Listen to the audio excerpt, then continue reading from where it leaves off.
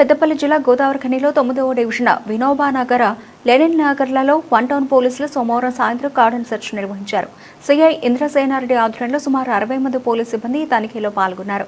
కాలనీలోని ప్రతి ఇంటిని తనిఖీ చేసిన పోలీసులు కిరాయికి నివసిస్తూ ఉన్న కొత్త వ్యక్తుల వివరాలను సేకరించారు. డ్రగ్స్, గంజాయి వినియోగం వల్ల కలిగే దుష్పరిణామాలపై యువతకు అవగాహన కల్పించారు.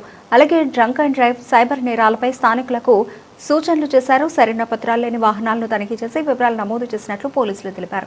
కార్యక్రమంలో పోలీసు అధికారులు, సిబ్బంది పాల్గొన్నారు. అందరికీ నమస్కారం. ఈరోజు మన గోదావరిఖనిలోని 9వ వార్డు లెనిన్ నగర్లో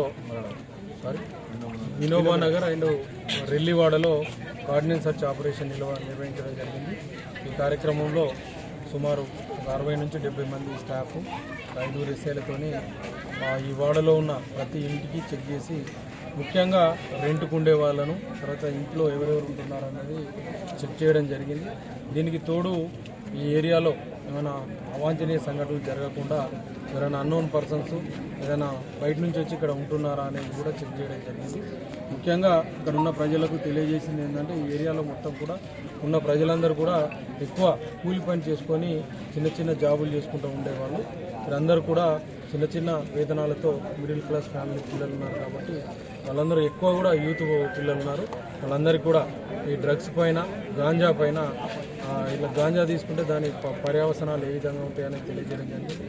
అదేవిధంగా ఈ మధ్య జరుగుతున్న రోడ్ యాక్సిడెంట్లకు సంబంధించి వెహికల్స్ హెల్మెట్ పెట్టుకోవడం, తాగి బండి నడపకుండా ఉండడం, మైనర్లు బండి నడపకుండా ఉండడం అనే విషయాలు చెప్పడం జరిగింది. దాంతోపాటు సైబర్ నేరాల గురించి కూడా ఏ విధంగా జరుగుతున్నాయి, మనం ఏమేమి జాగ్రత్తలు తీసుకోవాలనే విషయాలపైన చర్చించడం వాళ్ళందరికీ కూడా చెప్పడం జరిగింది. దీనికి సంబంధించి చాలా వరకు ఒకప్పుడు రెల్లివాడ అంటేనే భయంకరంగా భయం అనేది ఉండేది. అలాంటిది ఇప్పుడు చాలా యువకులు ముందుకు వచ్చి వారి పనులు చేసుకుంటూ చాలా సంతోషంగా కుటుంబాలతో ఉంటున్నారు. ఇదే విధంగా ఇంకా భవిష్యత్తులో కూడా ఉండాలని, అదేవిధంగా పోలీస్ శాఖ తరఫున కూడా వారందరికీ సహకరిస్తామని సందర్భంగా తెలియజేస్తూ ఈ కార్యక్రమాన్ని నిర్వహించడం జరిగింది. అందరికీ ధన్యవాదాలు.